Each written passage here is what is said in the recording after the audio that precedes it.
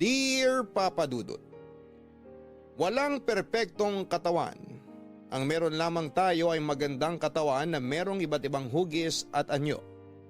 Sabi nga sa 1 Peter 3 verse 3, your beauty should not come from outward adornment. At yun ang isang bagay na pinanghahawakan ko simula noon. Tawagin niyo na lamang po ako sa pangalang Johanna, 33 years old at nagtatrabaho bilang government employee sa lalawigan ng Quezon. Kapag nakikita ako ng mga tao noon ay isang katangian ng unang mapapansin nila mula sa akin. Walang iba kundi ang pagkakaroon ko ng malaking katawan. Mataba po ako noon at isa itong katotohanan na hindi ko pwedeng itago. Bata pa lamang kasi ako ay malakas na po talaga akong kumain. Tinuruan kasi ako ng mga magulang ko na huwag mag-aksaya ng pagkain. Nasanay na ako na lahat ng nasa plato ko, maliban sa butot tinik, ay kailangan kong ubusin.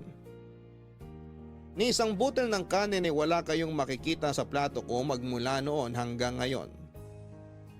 Ako ang pinakamalaki sa aming apat na magkakapatid. Kahit na ako ang bunso ay ako tuloy ang napagkakamalang panganay ng mga hindi nakakakilala sa amin.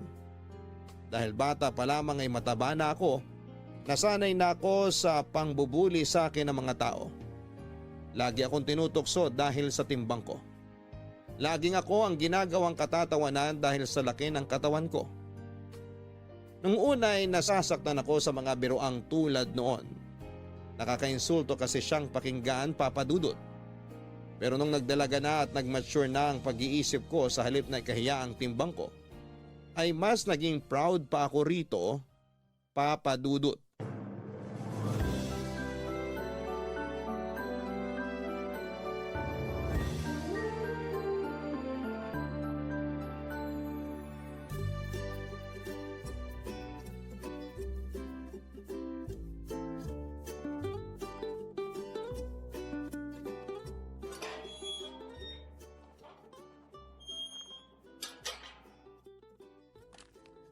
Hoy!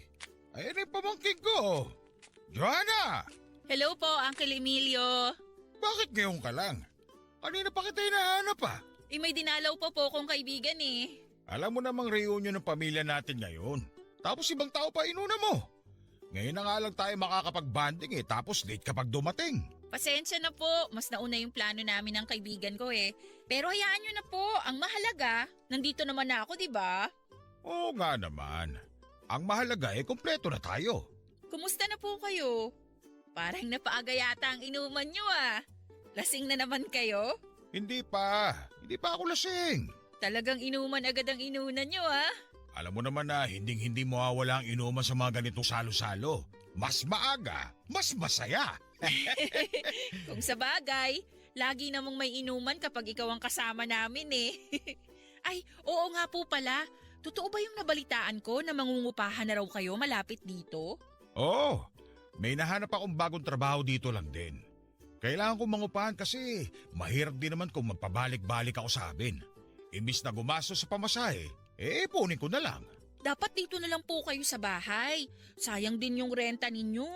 Yun nga rin ang sabi ng tatay mo sa akin. Pero syempre, ayoko rin namang makipagsiksikan dito sa bahay nyo. Malaki naman tong bahay ah. Hindi po problema kahit dito na muna kayo magstay. Sa laki ng katawan mong yan, kakasya pa ba ako dito sa bahay nyo? Si Uncle naman, kararating ko lang pinabalahura na agad ako. Hindi, totoo nga. Mas lumaki katawan mo ngayon kumpara nung huli tayo nagkita. Siyempre po, last year pa nung huling kita natin. Marami nang nagbago sa katawan ko. Ano? Mas nadagdagan yung taba mo? Mas masarap kumain eh. Ano magagawa ko? Dito laro mo yung pinsan mo. Ang sexy-sexy. Sino po? Si Roxanne? Oo, yung panganay ko. Di ba magkasing edad lang kayo? Opo, mas matanda lang siya ng 7 buwan kesa sa akin.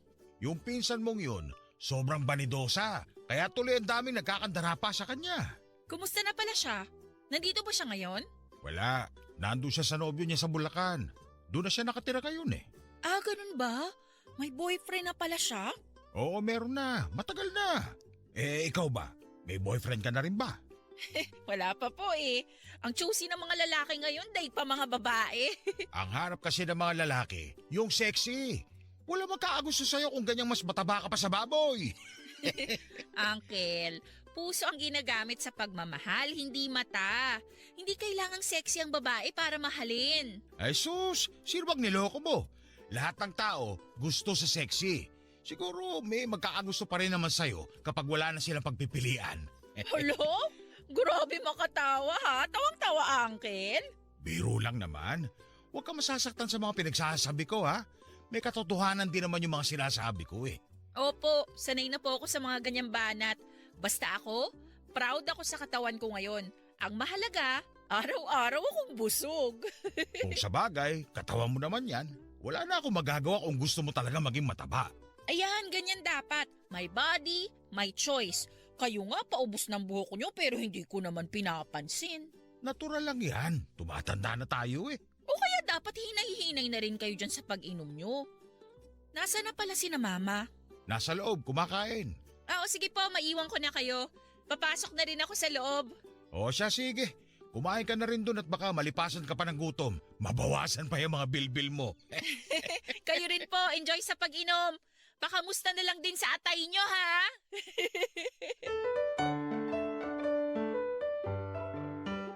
Hindi na uubra sa akin kahit ano pa ang itawag nila sa katawan ko.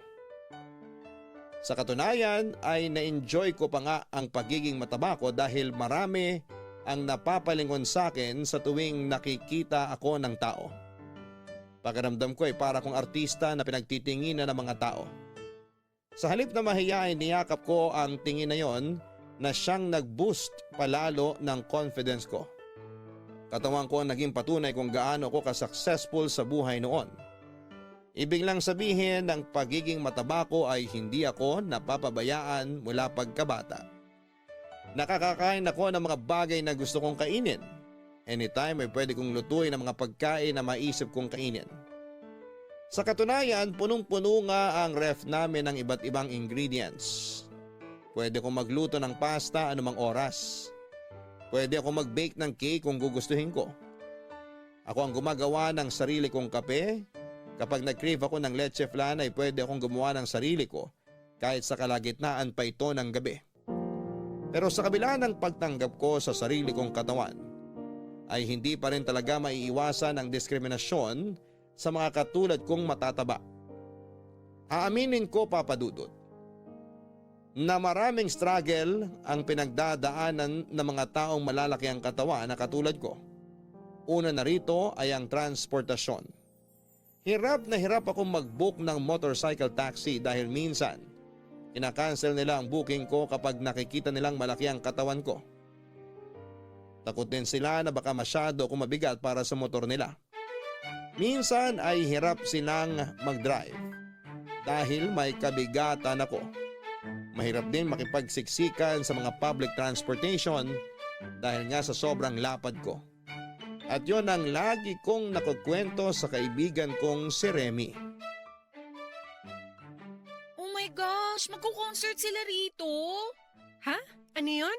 Wala. Yung favorite K-pop group ko. May concert pala dito sa Pinas next month. Shucks! Max out na yata yung credit card ko. Paano ako makakabili ng ticket niyan?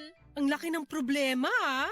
First time lang kasi nilang mag-concert dito. Kailangan kong makakuha ng ticket para makita ko sila in person. Crush na crush ko kaya yung leader nila. Ayan, diyan ka magaling eh. Sa mga Koreanong singputi ng singkamas. Hayaan mo na ako. Dito nga lang ako sumasaya eh. Mabalik tayo sa kinakwento mo kanina.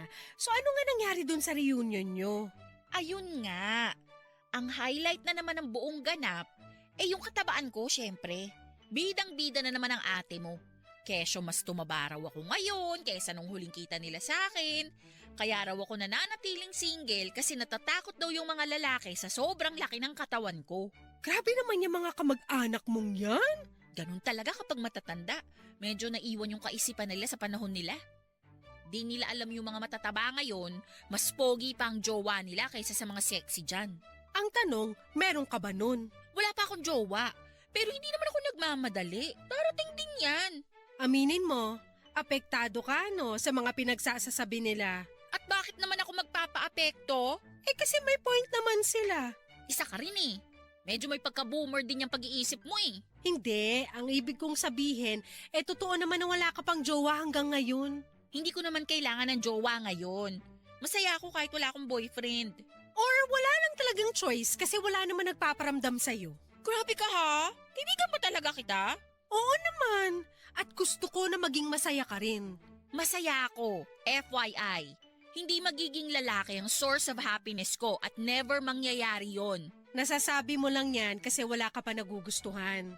Pero alam mo, maganda rin naman na patunayan mo sa mga bashers mo na kahit mataba ka, kayang-kaya mong makahanap ng lalaking magmamahal sa'yo. Ay, hindi ko kailangan ng validation ng ibang tao. Magkakajowa ako kung kailan nakatakda akong magkajowa. Hindi ko ipipilit ang wala pa. Okay, sabi mo eh. Hindi ko kinakahiya ang pagiging mataba ko. Alam mo, yung pagiging sexy ng isang tao, hindi naman nakabase sa pangangatawan natin eh. Nakabase yan sa kung gaano ka-confident ang isang tao. At ako, confident ako sa mga taba ko. Di good for you. Yun naman din ang maganda sa'yo eh. Keber kung pagtawanan ka ng iba, ang mahalaga masaya ka. Tama. Pero ang nakakainis lang, bakit kailangan pagtawanan ng taong matataba? Bakit yung mga payat hindi naman ginaganon? Double standards eh. Kapag kaming matataba, kailangan bayaran yung ekstrang upuan kasi masyado kaming malaki. Pero yung mga payat ba, kalahati lang ba yung bayad kasi maliit lang yung space na nagagamit nila sa pagkukommute? Hindi naman, di ba? Aba, malay ko dyan. Bakit akong tinatanong mo dyan hindi naman ako nagpauso niyan? Ayun nga ang punto ko. Ang lala ng discrimination sa mga matataba, pare-pareho lang din naman tayong tao. O akala ko ba hindi ka apektado? Hindi nga ako apektado. Naaawa lang ako sa ibang katulad ko na nabubuli dahil sa pagiging mataba nila. Hindi talaga natin maiiwasan yan kasi maraming tao ang walang modo at puro kasamaan ang pinapairal. Ay, sana mawala na yung ganong klaseng diskriminasyon sa mga susunod na henerasyon. Umaasa ako sa mga kabataan na pagdating ng panahon, hindi na issue sa kanila yung matabaman o payat ang isang tao. Sana nga. Papadudot, hindi na ako apektado sa bawat katatawanang ginagawa nila sa timbang ko. Wala na akong pakialam kahit na anuman ang sabihin nila tungkol sa akin dahil hindi naman sila ang nagpapakain sa akin. Masaya na ako sa mga bagay na meron ako noon. May struggle man ng konti pero nalalampasan ko naman ito araw-araw. Ang mahalaga ay buwan-buwan akong sumasahod at nasusuportahan ko ang pamilya ko dahil isa akong matinong tao. Nababayaran ko ang bills ko on time at nagagawa ko pang mag-ipon ng pera. Wala akong bisyo. Kapag nagkayayaan ay nakikipag-inuman ako minsan pero hindi ko ginagawang personality ang pag-inom. Hindi rin ako mahilig sa sugal. Hindi ako mahilig sa online shopping. Ang kinakaadikan ko lang noon ay ang pagbili ng merch ng paborito kong K-pop group at nagpupunta ako sa mga concerts nila. Kung tutuusin ay napakasimple lang ng buhay ko. Buong hapon akong nagtatrabaho sa malamig na opisina at pagka-uwi ay nagagawa ko pa rin ang mga bagay na kinakasaya ko. After work kasi ay nagkakaroon pa ako ng time para gawin ang mga hobbies ko katulad na lamang ng panonood, pagbabasa at pagluluto. Minsan kapag weekends ay lumalabas din ako kasama ang mga kaibigan ko. Itinitreat ko rin sa labas ang pamilya ko. Masaya na ako noon dahil tinatamasa ko ang buhay na ninanais ko. Wala kang mahahanap na stress sa buhay ko dahil payapa na ito. Hanggang sa isang araw ay biglang nagbago ang pananaw kong yon dahil sa isang tao. Hindi ko po kasi inaasahan at bigla na lamang titibok ang puso ko sa isang lalaking bigla na lamang dumating sa aking buhay. Nagsimula ang pagbabago sa buhay ko noong makilala ko si Dennis. Una kaming nagkita sa isang gathering noong nagkaroon ng despedida party ang isa sa mga katrabaho ko dahil magmamigrate na sila noon sa Canada. Inimbitahan niya ang iba't ibang circle of friends niya at doon ko mismo unang nasulyapan si Dennis. Ang first impression ko sa kanya noong una na makita ko siya ay sobrang cute niya, papadudot. Malinis siyang tingnan at kahit nasa malayo ay parang napakabango niya. Boy next door ang datingan niya. Maganda ang tindig at kalkulado ang bawat galaw nito. Sa buong party tahimik lamang siya.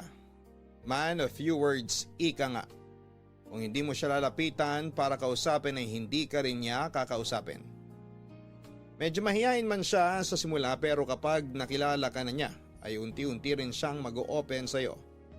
Dahil likas na sa ugali ko ang maging life of the party ay hindi nakaligtas sa akin si Dennis. Kinausap at in-entertain ko siya buong gabi at nakita ko magaan din naman pala siyang kasama. Hindi ko siya hinayaang ma-out of place. Lagi ko siyang isinasama sa usapan, sa katuwaan at sa tingin ko ay nagustuhan naman niya ang naging gesture kong yon. Pagkatapos ng party ay nagkayaan pa kaming lumabas kasamang ilang kaibigan para ituloy ang pagsasaya. Nagpunta kami sa isang bar para mag-chill at doon ay mas nakilala pa namin ni Dennis ang isa't isa. Hindi nga. Naging model ka rin? Matagal na yun. 16 o 17 years old lang yata ako nun. Saan naman? Anong klaseng modeling yung ginawa mo? Ano? Rumampa ka ba? Print? TV commercial? Commercial model. Isang beses lang yun tapos hindi na nasundan. Ah, so nakita ka sa TV? Oo, nakita. Pero saglit lang, mga 10 seconds lang siguro. Uy, anong commercial naman yun? Soft drink commercial siya, pero baka hindi mo na naaalala yung pangalan. Hindi pumutok yung brand hindi sumikat. Tumigil na rin yata sila sa production kasi di ko na nakikita yung soft drink brand na yun sa mga store. O tapos, paano ka naman napunta sa advertising? Pakiramdam ko doon na talaga ako papunta eh. Communications kasi tinapos ko tapos may ad agency na nakakita dun sa ginawa kong commercial. Nag-offer sila sa akin ng trabaho. Tumagal ako sa kanila ng 4 years bago ko naisipang mag-freelance. Hanggang ngayon, freelance ka pa rin? Hindi na. May sarili na kaming agency ngayon kasama yung mga kaibigan ko. Naisip namin bumuo ng sarili naming company kasi why not, di ba? Oo, okay. Ang galing naman, may sarili ka na palang kumpanya. Maliit na company lang naman yon pero kahit papano may suki na kaming clients. Ikaw naman, bakit mo napili magtrabaho sa gobyerno? Parang biglaan din siya actually. After graduation, naisip kong mag-take ng civil service exam. Tapos since may backer naman ako, yung tita ko kasi nagtatrabaho sa City Hall. Naipasok niya ako. So since then, sa government ka na talaga? Oo, gano'n na nga. Hanggang ngayon sa City Hall pa rin ako nagtatrabaho. Balita ko, masusungit government employees.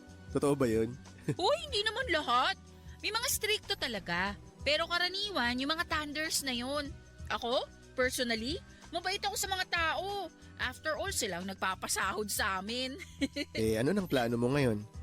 I mean, nakikita mo ba yung sarili mo na tumanda na lang as a government employee or may ibang goal ka pa na gustong gawin? Sa ngayon, wala na. Okay na ako sa trabaho ko ngayon. Stable na yung buhay ko eh. Kaya ba't pa ako maghahanap ng iba kung okay naman na ako sa trabaho ko? Sabagay, may point ka naman. Eh ikaw ba? May iba ka pa bang gustong gawin? Parang gusto kong mag-aral ng law. Law? Bakit naman law? Parang alayo naman yata dun sa inaral mo at sa profession mo ngayon. Ewan ko nga, hindi ko maintindihan eh. Recently, bigla na lang ako nagkaroon ng interest sa batas. Kasalanan to ng mga crime series at courtroom drama na pinapanood ko ngayon eh. Uy, i-push mo yan. Why not, diba? Tsaka mukhang bata ka pa naman eh. May trabaho ka naman, kaya kayang-kaya mong i-pursue kung ano man ang gusto mong gawin. Wishful thinking lang naman yon. Feeling ko, hindi rin ako makakapag-commit doon. Masyadong madugo ang law eh. Oras at panahon ng kalaban. Pero bakit hindi mo itry? At least wala kang pagsisisihan kung sakali. Tingnan natin. Depende kung kaya ko na bang iasa sa mga kasama ko yung ad agency namin.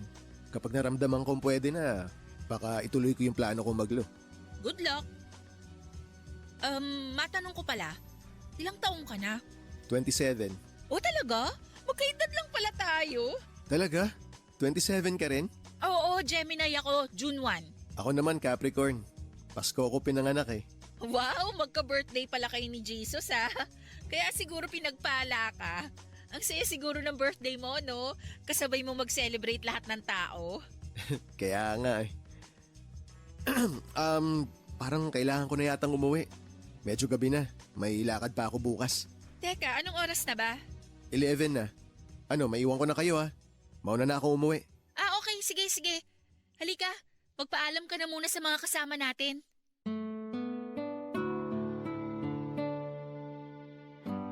Papadudod si Dennis yung tipo ng tao na hindi masyadong masalita pero kapag nakausap mo na siya ay mapagtatanto mong kakauntiman. Ang lumalabas sa bibig niya ay malaman ang bawat sinasabi niya. Halatang matalino siyang binata. Reserve siyang tao, marunong siyang makinig sa mga taong kinakausap niya at aware siya sa mga nangyayari sa paligid niya. Siya yung kapag nagsasalita ay pinag-iisipan niya talaga ang bawat salitang binibigkas niya. Yun ang isang katangian nito na hinangaan ko papadudot sa kanya ng sobra. Plus points pa na sobrang ganda ng kanyang mukha, sobrang kinis at ang liit ng pores niya kaya glossy ang dating ng mukha niya. Kaya naman hindi na nakapagtataka kung ang isang simpleng tulad ko ay mabilis na nagkagusto sa kanya. Matapos ang pagkikita namin yon ay hindi ko na sinayang ang pagkakataong makipagkaibigan kay Dennis.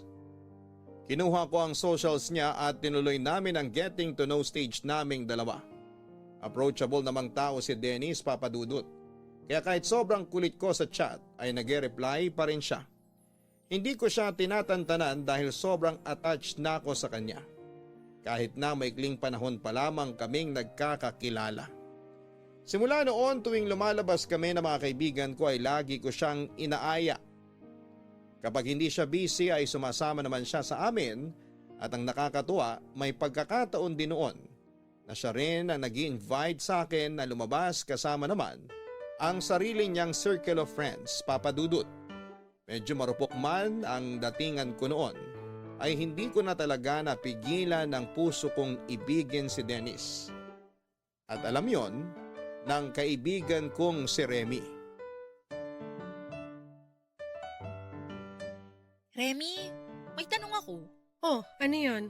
Anong masasabi mo tungkol kay Dennis? Dennis Trillo? Hindi, si Dennis! Sino nga? Sinong Dennis ba yun? Yung nakasama nating lumabas pagkatapos ng despedida ni Catherine? Yung cute na matangkad. Oo, yun nga. Ano namang meron sa kanya? Curious lang ako kung anong impression mo sa kanya. Ano namang sasabihin ko tungkol sa kanya hindi naman kami close? Gusto ko lang malaman kung ano ba yung na-feel mo nung nagkita kayo. Bad vibes ba? May good aura ba siya? Ano? Wala naman. Ano siya? Pogi. Mukhang mayaman. Mahiyain nga lang. Hindi nga ata kami nagkausap nung nagkasama tayo eh. Parang medyo suplado siya. Hindi gaanong approachable kasi may sarili siyang bubble. Di naman siya suplado. Masaya nga siyang kausap eh. Pero tama ka, medyo may pagkamahiyain nga siya. Bakit mo naman siya natanong? Ano bang meron? Type mo ba siya? Magkausap kami ngayon sa chat. Ay talaga? At ano naman pinag-uusapan niyo sa chat? Wala naman. Anything under the sun. Hangang-hanga nga ako sa talino ng lalaking yun eh. Ang dami niyang alam sa buhay. Type mo ano? To be fair, cute naman talaga siya. Kaya hindi naman siguro maiiwasan na magkagusto ko sa kanya. Ay sis, kaya naman pala biglang-bigla nagtatanong. Tsaka kahit wag mo nang rasunan yung pagkagusto mo kay Dennis kasi totoo naman na pogi talaga yung tao. Pero ang tanong, wala bang jowa yan? Baka mamaya naglalandian kayo dyan tapos may girlfriend na pala siya. Hindi naman kami naglalandian, nag-uusap lang kami as friends. As friends daw. Doon din lang naman punta nun eh. Hindi, wala talaga. Alam mo, hindi magsasayang ang isang lalaki ng oras sa babaeng hindi naman niya gusto. May mga tinatawag namang platonic friendship eh. As in walang mali siya, friends lang talaga. So sinasabi mo, gusto mong hanggang platonic lang kayong dalawa ni Dennis? Siyempre hindi. Yun naman pala eh. Ayoko lang namang mag-ilusyon. Baka mamaya kapag inisip ko yun, umasa tong puso ko. Tapos ano, ako rin ang masasaktan sa huli? Ay nako, sinasabi ko sa'yo, kapag kinakausap ka, may ibig sabihin na yun. Ang lalaki, madali lang maburyo yan kaya hindi magsasayang yan ng oras. At At saka hindi naman kayo as in friends talaga eh.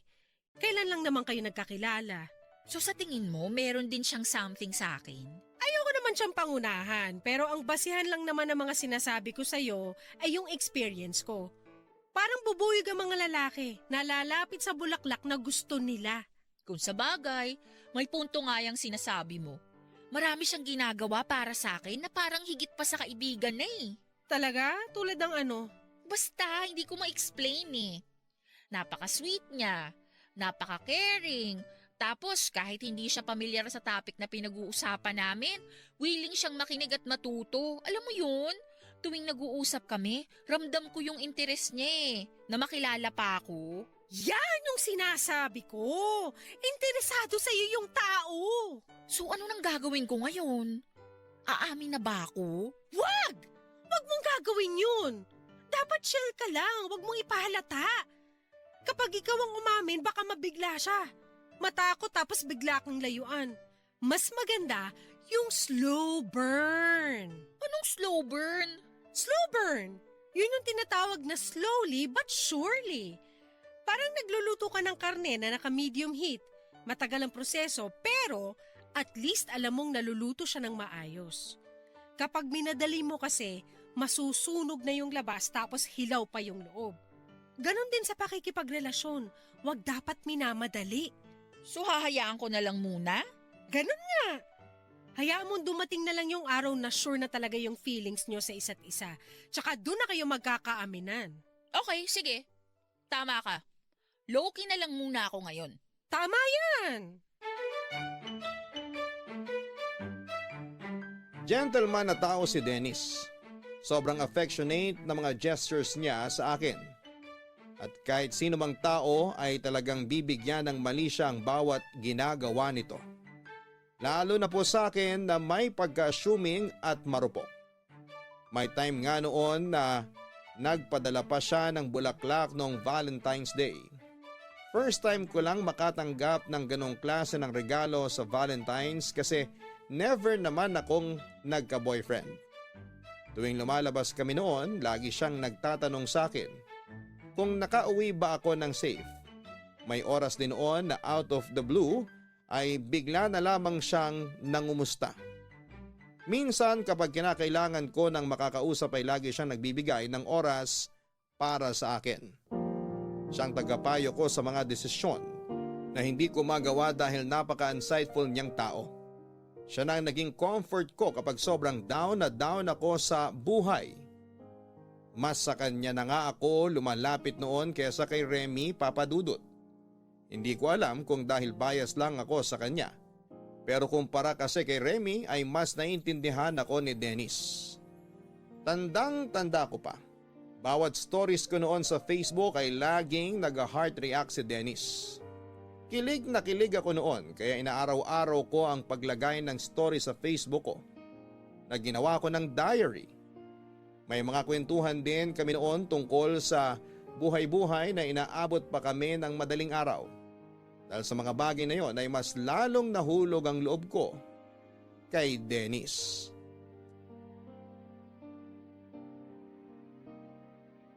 Ilang buwan na nagpatuloy ang magandang ugnayan namin ni Dennis.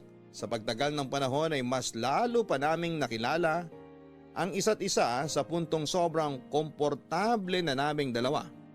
At kayang-kaya na naming mag-share ng sekreto sa bawat isa. May mga pagkakataon noon na nagpapasaring na ako kay Dennis tungkol sa mga nararamdaman ko sa kanya. Kaso hindi ko alam kung napipick up ba niya ito. At nagkukunwari lang siyang walang alam o manhid lang talaga siya at hindi niya pansin ang pagkakagusto ko sa kanya. Nasa punto na kami noon na binibiro ko na siya na gusto ko siyang jowain at minsan ay nakikiride naman si Dennis sa mga biro kong yon. Pero kapag napupunta na sa seryosohan ang usapan ay bigla siyang umuurong. Ganon pa man ay wala pa rin nagbago sa pakikitungo niya sa akin. Nandun pa rin ang concern niya sa akin na para bang may something talaga. Kaya naman ang ginawa ko ay sinunod ko na lamang ang advice sa akin ng mga kaibigan ko noon na umamin na kay Dennis para hindi na ako mapagod sa pagtatanong at pag-a-assume. Ako na mismo ang nag-first move sa kanya, Papa Dudut. Inaya ko si Dennis na lumabas isang araw nang dalawa lamang kami. Doon ay inamin ko na sa kanya kung ano ang nararamdaman ng puso ko. Uy, salamat pala na pinaunlakan mo tong invite ko sa'yo kahit biglaan ha. Oo naman. Sakto nga tong aya mo kasi matagal na rin akong hindi nakakalabas ng bahay. Talaga? Bakit naman? Busy kasi kami ngayon sa bago naming client. Opening na nila 2 months from now kaya nagpaplano na kami kung paano namin ipopromote yung business nila. Anong klaseng business ba yun? Bagong aesthetic clinic tapos nasabay pa yung isang event naman ng dati naming client. Kaya medyo ngarag. Oh, ang busy nyo pala. Mas maganda na yun kesa walang client, di ba? Oo nga naman. At least nagbo-boom yung company nyo. Di bali ng pagod basta may pumapasok na pera. Pero ang hirap siguro ng trabaho nyo, no? Kasi utak yung kailangan gamitin para makapag-promote eh. Kailangan talaga ng creativity sa trabaho namin pero ang pinakamahalaga sa lahat, yung data analysis. Kailangan mo mag-research na mag-research para mahanap mo kung ano yung pulso ng demographic na gusto mong kunin. Grabe, napaka-technical naman. Ang hirap sumunod. Sorry, lumalabas na naman yung pagiging know-it-all ko. Hindi ka know it all. Okay lang yun. Yun nga ang nagustuhan ko sa iyo eh. Napaka-knowledgeable mo sa mga bagay-bagay. Hindi ko nga alam kung paano nagkakasya lahat ng impormasyong nalalaman mo dyan sa utak mo eh. Pero sabihin mo lang kung nabobore ka na sa usapan natin. Minsan kasi yung ugali kong to, kinaiinisan ng mga kaibigan ko eh. Bakit naman? May pagkakataon daw kasi na lumalabas yung bida-bida na personality ko. Uy, hindi ah. Alam mo, mas malakas talaga ang appeal ng mga lalaking matalino. Para sa akin, mas nakaka-turn on yung may laman ng utak kesa sa papogi lang. Salamat. Eh ikaw, saan ka naman na-attract pagdating sa mga babae? Ako? Gusto ko yung self-aware. Yung marunong makiramdam, marunong makisimpatya. Ayoko sa masyadong padalos-dalos. Ang gusto ko sa tao yung nag-iisip muna bago gumawa ng desisyon. Okay. So may nahanap ka na bang babaeng self-aware? Actually, marami naman akong kakilalang ganun. Hindi, I mean, di ba nga attracted ka sa mga ganong klaseng babae? May nakilala ka na ba na ganon na, ewan ko, gusto mong ligawan or what? Wala pa naman. Sa ngayon, hindi pa naman kasi ako naghahanap. Katulad nga ng sinabi ko, busy pa ako. Eh sa akin, hindi ka ba attracted? To be honest, nakakahawa yung pagiging masiyahin mo. Ang lakas ng confidence mo eh. Ikaw na siguro yung tanging babae na nakilala ko na hindi marunong makaramdam ng anxiety. Para sa akin na medyo introvert, ang laking bagay nun na magkaroon ng kaibigang outgoing. Kaibigan? Oo, ikaw. Ikaw lang yung kaibigan ko na hindi nauubusan na mapag-uusapan. Hanggang kaibigan lang ba tayo? Anong ibig mong sabihin? Hindi ba halata? May gusto ko sa'yo, Dennis. Ang totoo niyan, napapansin ko na talaga noon pa na iba yung pakikitungo mo sa akin. Ayoko lang pangunahan ka kasi baka mali lang ako ng akala. Sana nga, mali na lang ako ng inakala. Bakit naman? Kasi Johanna, hindi pareho yung nararamdaman natin. Wala akong pagtingin sa'yo. Nakikita kita bilang kaibigan lang. Isang mabuting kaibigan. Sorry talaga pero wala akong nararamdamang anumang romantic feelings para sa'yo eh. Ganun ba? I'm sorry. Ay, hindi. Hindi mo kailangan mag-sorry. Sinubukan ko lang naman eh. At least ngayon, wala akong pagsisisihan. 'Di ba? Change topic na nga tayo.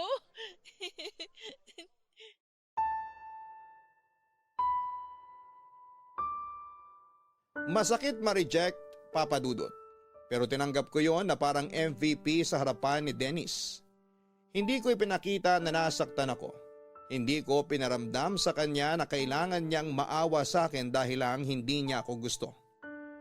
Tinapos ko ang date namin ng mabigat ang dibdib.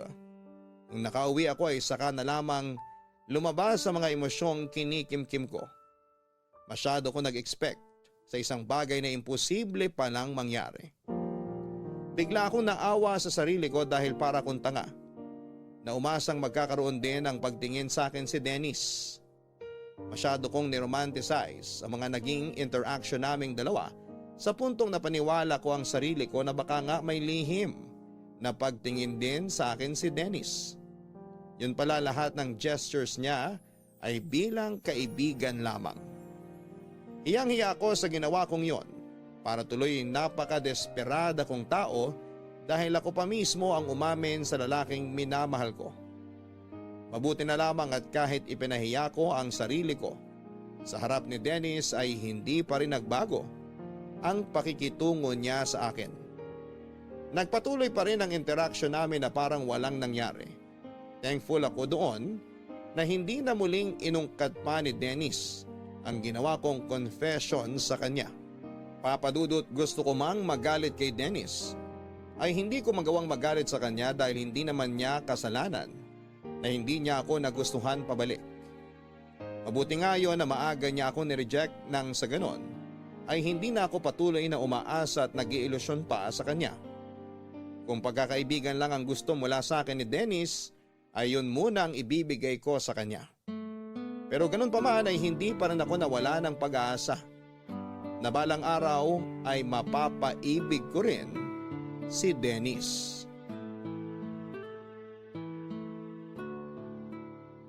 Sabi sa'yo hindi na darating si Dennis. Nag-promise kasi siya na pupunta siya ngayon sa birthday ko.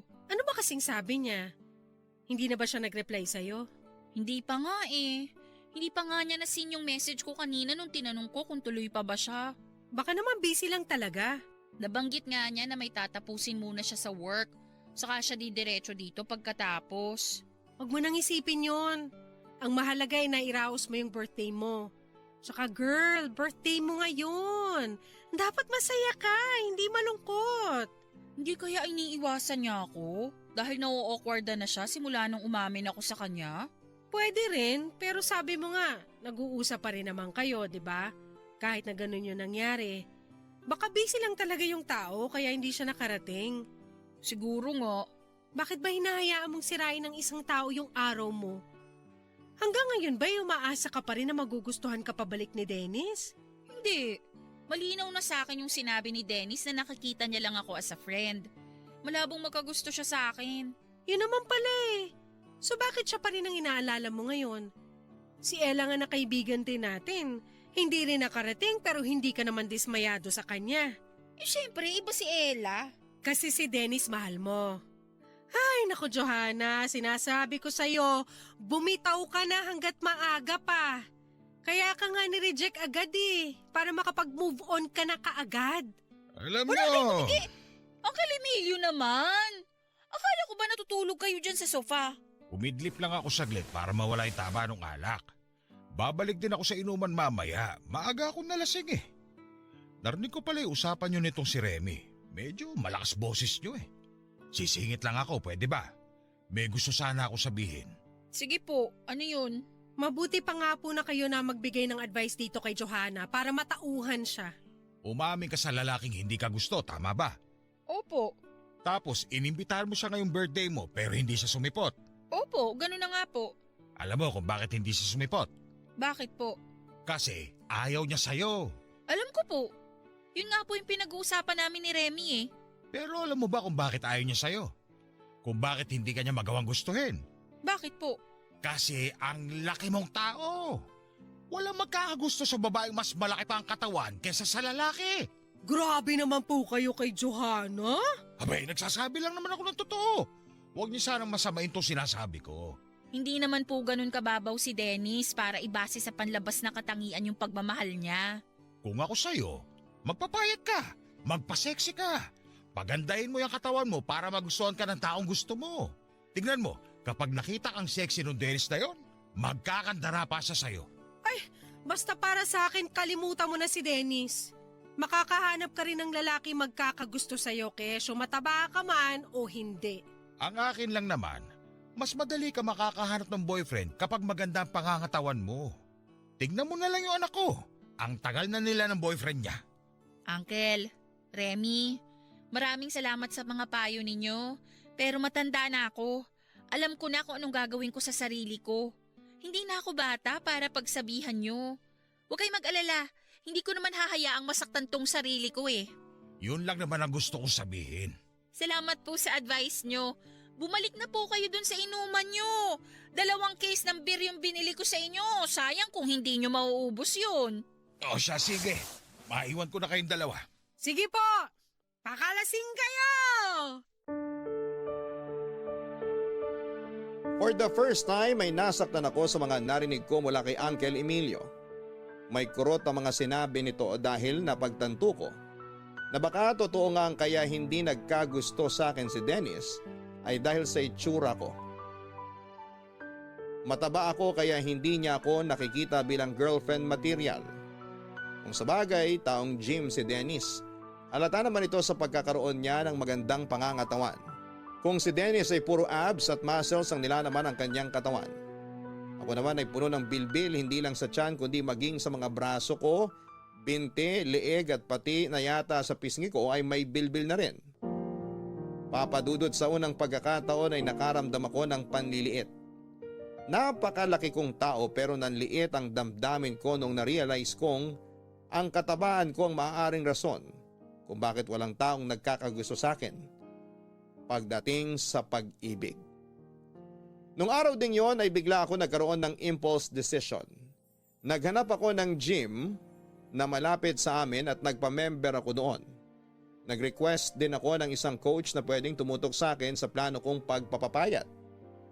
Gusto ko nang alisin ang mga taba sa katawan ko noon dahil naisip ko na kung sexy na babae man ang hanap ni Dennis ay yon ang ibibigay ko sa kanya.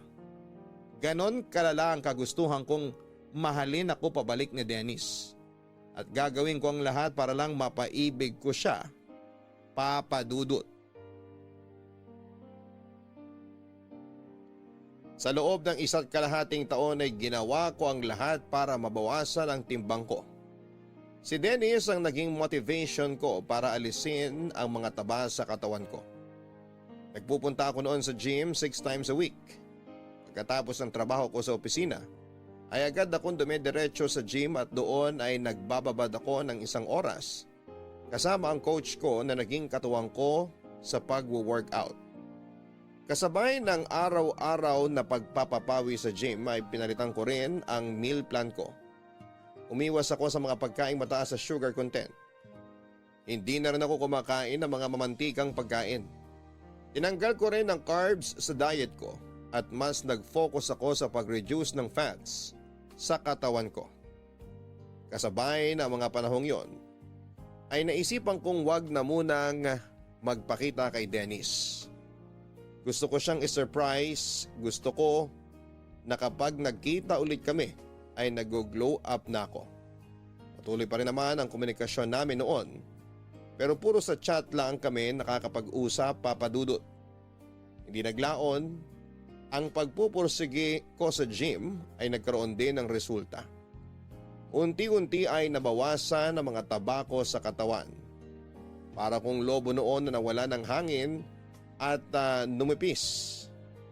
Dahil sa mabilis na pagkawala ng body fats ko, ay naging lawlaw noon ang balat ko kaya kinailangan ko pang magpo-opera para maalis ang excess skin na naiwan sa katawan ko.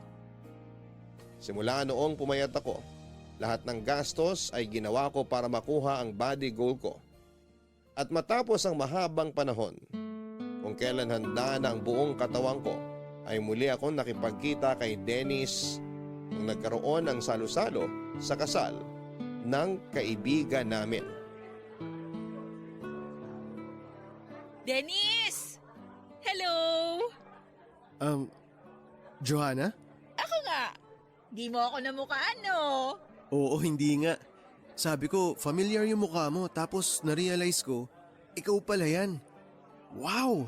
Ang laki ng ipinagbago mo ha. Ano, maganda ba? Maganda ka naman kahit noon pa eh. Pero wow talaga. Kaya pala hindi ka masyado nagpaparamdam ha. Naging busy ka pala. Nag-focus muna ako sa sarili ko. Naisip ko na maganda rin naman palang mag-set ng bagong goal para sa sarili. Tulad nga ng sabi mo noon, di ba? Kaya ayun, naging goal kong magpapayat. Congrats! Anong klaseng pagpapapayat naman ang ginawa mo? Nag-diet ka? Nag-gym ka ba? Pareho. Nag-diet ako, gym, tapos malalang cardio. Kailan ka nagsimula? Mahigit 1 taon na rin. Talaga? Ang bilis naman pala ng improvement mo. Ang galing! Motivated ako eh. Ano naman naging motivation mo? Teka sandali, bakit mo pala naisipang magpapayat? Marami akong dahilan. Una, dahil sa discrimination ng mga tao sa matataba. Hindi naman sa hindi ako proud sa katawan ko noon, pero aminin natin, nadidiscriminate talaga ang mga matataba dahil sa katawan nila. Pangalawa, gusto kong maiba naman. Lumaki akong malaki ang katawan eh. Gusto ko namang maranasan ngayon kung paano ang buhay ng isang taong may magandang pangangatawan. Panghuli, dahil sa'yo. Sa akin? Bakit naman isa ako sa mga dahilan mo? Kasi naisip ko na kaya baka hindi mo ako nagustuhan dahil mataba ako. Johanna, hindi yun ang rason. Ano? Ano yung rason mo bakit ayaw mo sa akin? Hindi lang talaga tayo compatible. Masaya kang kasama at gusto kitang maging kaibigan. Pero hanggang dun lang talaga yun eh. Hanggang dun lang talaga tayo pwede. Bilang magkaibigan. Kahit ganito na itsura ko? Kahit sexy na ako, ayaw mo pa rin sa akin? Hindi naman kasi ako nakabase sa itsura ng isang tao eh. Kapag nagustuhan ka ng isang tao dahil sa itsura mo, hindi pagmamahal ang tawag dun. Attraction yun. Ang pag-ibig, hindi parang namimili ka lang ng gulay sa palengke. Nabubuo yun sa pamamagitan ng samahan, ng koneksyon, ng pag-aalaga. Nabubuo yun sa pamamagitan ng emosyon. At hindi lang ng dahil sa nakikita ng mga mata mo. Mas nakabase yun sa nararamdaman ng puso mo. So wala pa rin talaga? Wala pa rin akong pag-asa sa'yo? Sorry talaga, Joanna. Ang totoo niyan, may nakilala na akong babae na nililigawan ko ngayon. Nung naging busy ka sa pagbabago mo sa buhay mo, may nakilala akong babae na nagustuhan ko. Grabe. Ang sakit palang ma-reject ng 2 beses, no? Joanna, bago ka magmahal ng isang tao, siguraduhin mo munang mahal mo ang sarili mo. Hindi mo kailangan magbago para paibigin ang isang tao. Kusang nangyayari ang pagmamahal. Hindi yun pinipilit. Hindi rin yun pinaplano. Yun ang maganda sa pag-ibig eh. Hindi mo alam kung kailan yun darating. Tama ka. Tama yung lahat ng sinabi mo. Sorry, hindi ko na ipagpipilitan yung sarili ko sa'yo. Maganda ka, pero mas maganda ang kalooban mo. Kaya huwag ka sanang mapanghinaan ng loob dahil lang hindi kita nagustuhan pabalik. Alam ko namang hindi ka mahihirapang maghanap ng taong magmamahal sa'yo eh. Kasi lovable ka naman talaga. Salamat. O paano yan? Maiwan na kita. Mag-iingat ka lagi. Ikaw rin.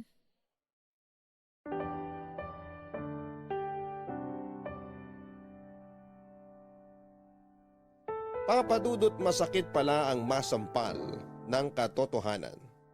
Kahit anong gawin kong pagpapaganda, payat man ako o mataba ay hindi talaga ako gusto ni Dennis at yon ang totoo.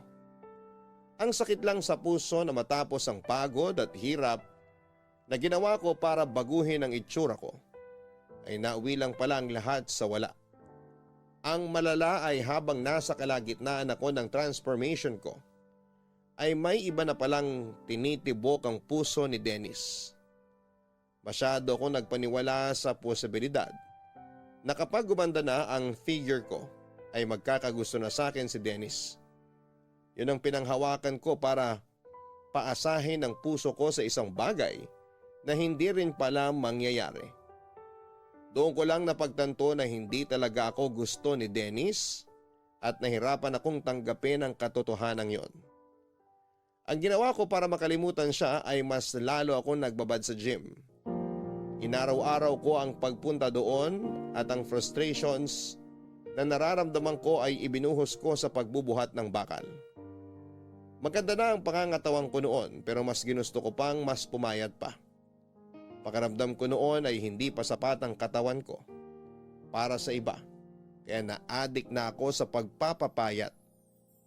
Lumipas ang mga taon, nakalimutan ko rin naman si Dennis. Pero kalakip nito ay hindi ko namamalayan na noong mga panahong yun ay unti-unti na pala ako nagkakaroon ng body dysmorphic disorder o ang hindi ko pagtanggap sa sarili kong katawan. Kahit gaano pa ka-healthy at kaganda ang katawan ko, ay lagi ko pa rin itong nakikitaan ng mali. Tuwing tumitingin ako sa salamin ay hindi pa rin ako satisfied at proud sa resulta ng paghihirap ko. Dumating noon sa puntong takot na akong kumain ng marami dahil baka tumaba ulit ako. Pagkatapos akong kumain noon ay pilit kong inilalabas ang laman ng tiyan ko para hindi ito maging taba. Napansin ni Remy ang problema ko. Lalo na nung nagsimula na akong mangayayat, Papa Dudut. Oh, Johanna, saan ka nang galing? Kanina pa kita hinahanap. Bigla ka na lang nawala pagkatapos nating kumain. Galing akong CR. Huwag mo sabihing isinuka mo na naman yung kinain mo. Sinasabi ko na nga ba eh. Ano bang ginagawa mo sa katawan mo? Pinapatay mo ba sarili mo? Hindi ko mapigilan eh. Kusa na lang talagang lumalabas para bang inuutusan ako ng isip ko na hindi ako pwedeng kumain ng marami. Eh hindi mo nga naubos yung pagkain mo kanina. Yung kanin mo hindi mo nga nagalaw, madami na yun para sa'yo. Tignan mo nga yung sarili mo, pwede ka nang ilipad ng hangin sa sobrang payat mo. Eh hindi ba yun naman ang gusto ng mga tao? Mas pinapabura nila yung mga taong payat, mas maraming nakakagusto sa mga mas sexy. Mas maraming privilege na nakukuha ang mga taong maganda ang katawan. Pero sumobra na yung kapayatan mo. Oo, maraming pumuri sa'yo nung nabawasan ang timbang mo. Pero masyado na yatang napunta sa utak mo yung mga papuri na yon sa puntong takot ka nang tumaba. Ano ngayon ang kinalabasan nun? Pilit mong pinapapayat yung katawan mo kahit sobrang payat mo na. Tingnan mo, pati pag-iisip mo nadadamay na rin. Ayoko lang na bumalik ako sa dati. Malayo ka na sa dati, Johanna. Wala nang tabayang katawan mo, buto na lang talaga yung natira. Hayaan mo na nga ako. Anong hayaan? Bilang kaibigan, hindi kita kayang panoorin na pinapatay mo yung sarili mo.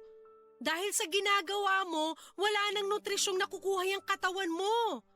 Hindi healthy ang ginagawa mo. Bakit ka ba nagkakaganyan? Gusto ko lang i-maintain yung katawan ko. Hindi. May rason kung ba't ka nagkakaganyan. Dahil ba to kay Dennis? Anong kinalaman ni Dennis dito? Matagal na yung sa amin. Simula nung nireject ka ni Dennis, pinarusahan mo na yung sarili mo. Masyado ka na naging obsessed sa pagpapapayat. Walang kinalaman dito si Dennis. Tapos na ako sa kanya, nakapag-move on na ako. Tsaka masaya na siya sa buhay niya, kaya huwag mo na siyang dinadamay dito. Kung ganon, bakit? Bakit ka nagkakaganyan? Remy, wala naman kasi akong problema. Bakit mo ba pinipilit na may problema ako? Tumingin ka nga sa salamin. Ang laki-laki ng problema mo ngayon. Mental issue na yan. Nasa utak mo na yung problema. So sinasabi mo na babaliw na ako? Gusto ko lang naman pumayat. Gusto ko lang magkaroon ng magandang katawan. Anong mali doon? Payat ka na, Johanna! Sobrang payat mo na at sa totoo lang hindi na magandang tignan yung katawan mo. Tinatanong mo sa akin kung anong mali. Ang mali ay yung ginugutom mo yung sarili mo. May tawag dyan eh. Alam mo kung ano? Ano? Eating disorder. May eating problem ka na. Mabuti pa magpatingin ka na sa doktor para maayos natin yung problema mo. Wala akong problema. Wala akong sakit. Please! Concerned lang ako sa'yo. Gusto mo samahan kita magpakonsulta sa isang psychologist? May alam akong doktor na pwedeng tumingin sa'yo. Tigilan mo nga ako, Remy. Walang problema sa akin. Okay, sige. Walang problema sa'yo. Gawin mo kung anong gusto mong gawin, pero kahit isang beses lang, pagbigyan mo ko. Magkaibigan tayo, kaya kahit ngayon lang, maniwala ka sa akin. Kapag pumayag yung doktor sa ginagawa mo, hindi na kita pakikialaman. Please, maawa ka naman sa sarili mo. Okay, sige. Sige na, para matigil ka na dyan. Salamat.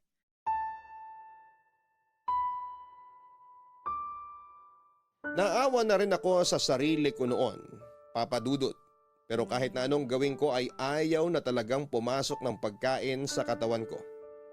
Isip ang kalaban ko noon at napakahirap kalabanin nito. Dahil kahit na anong pilit mo ay katawan mo mismo ang sumusuko. Tuwing sinusubukan kong kumain ng marami ay sumasakit ang tiyan ko. Kaya napipilitan din akong ilabas ito. Kaya naman ang ginawa ko ay nagpasama ko kay Remy at nagpakonsulta kami sa espesyalista. Napag-alaman naming mayroon nga pala akong eating disorder. Sumailalim ako sa psychotherapy at pag-inom ng antidepressant. Kasabay nito ay binantayan din ako ng isang nutritionist para masiguradong nakakakain ako ng tamang sustansya na kailangan ng katawan ko. Unti-unti ay nabawi ko rin ang timbang ko. Mahabang panahon ang pinagdaanan ko para makabalik sa normal ang pagkain ko. Sa ngayon ay normal na po ang pangangatawan ko, hindi ganong mataba katulad ng dati at hindi rin naman ganong payat. Sakto na lamang ang hubog ng katawan ko. Payat na may kaunting body fats. Hindi nagtagal ay natutunan ko ring mahalin ulit ang katawan ko. Hindi na ako natatakot na magkaroon ng bilbil.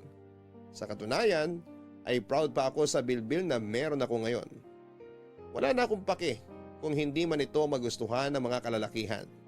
Dahil hindi ko kailangan ng lalaking ang hanap lang ay magandang katawan. Ang kailangan ko ay isang boyfriend na tanggap ako kahit na hindi ako perpekto sa katawan ko. Sa ngayon ay patuloy pa rin ako naghahanap ng tamang pag-ibig at umaasa ako na darating din ang lalaking pipiliin ako, hindi dahil sa panlabas kong anyo kundi dahil sa nilalaman ng aking puso. Hanggang dito na lamang po ang sulat ko sa inyo, Papa Dudut, at maraming salamat at pagpalain po sana kayo ng Panginoon. Ang inyong forever kapuso at kabarangay, Johanna. Ang pagmamahal ay hindi nakabase sa pisikal na anyo ng isang tao. Ito ay dapat manggaling sa kung papaano napapasaya ng taong mahal mo ang iyong puso. Mga kabarangay, kasabay ng pagpapaganda natin sa ating katawan, naway wag din nating kalimutang linisin ang nilalaman ng ating puso't isipan. Dahil ang pagkakaroon ng healthy na buhay ay hindi lang natin nakikita sa pisikal, kundi pati na rin sa mental at espiritual na katangian. Hanggang sa muli, ako po ang inyong si Papa Dudut. Sa mga kwento ng pag-ibig, buhay at pag-asa, sa Barangay Love Stories #1. Dear Papa Dudut, isang mapagpalang araw at masaganang araw sa lahat ng mga radio listeners ng Barangay Love Stories. Gusto ko lang pong sabihin na ang taray ng Barangay LS 97.1 dahil sa pagiging undisputed overall #1 radio station, nakaka-proud po talaga na isa akong solid kabarangay mula ulo hanggang paa. Nga po pala, ganito pa lang kaaga ay hihingi na po ako ng dispensa. Na sana'y mapagpasensyahan mo itong sulat ko kung may mga kaartehang salita na napasama rito. Noong nakaraang taon nangyari ang bahaging ito ng buhay ko, Papa Dudut. Pero bago ko ituloy ang kwento ko, first, let me introduce myself. My name is Desiree, a proud member of the LGBTQ community for 52 years now. That's right, Papa Dudut. Not left. Charot. 56 na po kasi ako ngayon. Ibig pong sabihin ay 4 years old. Malamang ako ay alam ko na kung sino ako at ano ang kasarian ko. Sa pagtakbo ng kwento ay mailalahad din ang katotohanan sa likod ng aking pangalan. Sa ngayon po ay tawagin niyo na muna ako sa pangalang nakasanayan. First year high school ako noon. Nung tawagin ako ng isa sa mga kaklase kong Becky na Desiree. Unang dinig ko pa lamang sa itinawag niyang pangalan sa akin ay parang lumiwanag na ang paligid ko. Dama ko na bagay sa akin ang pangalang Desiree. Kaya mula noon ay gamit ko na ito.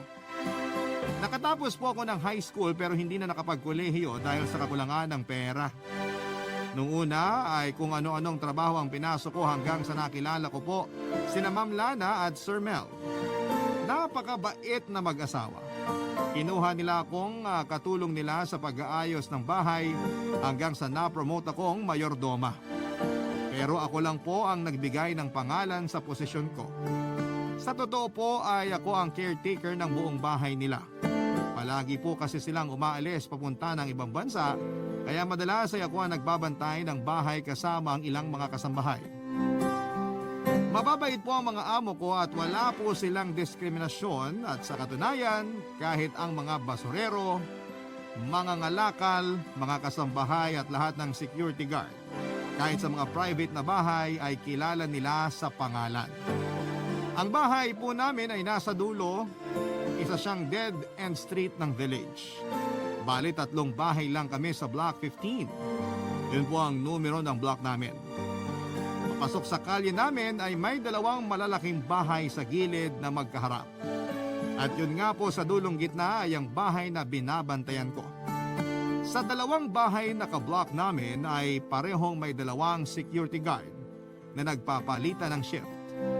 Madalas kong makakachika ang parehong shift pero mas kaut-utang dila ko yung pang-umaga. Ang lady guard na si Guard Dina, 30 years old na siya at 5 taon ng guard sa bahay na binabantayan niya. At yung sa kabilang bahay naman na si Guard Doming na 33 years old na at 8 taon ng guard doon. Madalas magtalo ang dalawa kahit na sa maliliit na bagay. Hindi naman sila nag-aaway ng pisikal, barduganan lang sa salita. Dinig na dinig ko ang sagutan nila lalo na sa umaga tuwing nagdidilig ako ng mga tanim kong bulaklak sa tapat. Kaya madalas ako ang nagiging referee nila, Papa Dudut. Daig ko pa ang barangay chairwoman sa pag-aayos ng problema nila. Palagi po akong pumapagitna, mapaayos ko lamang ang gulo ng 2 ito, Papa Dudut.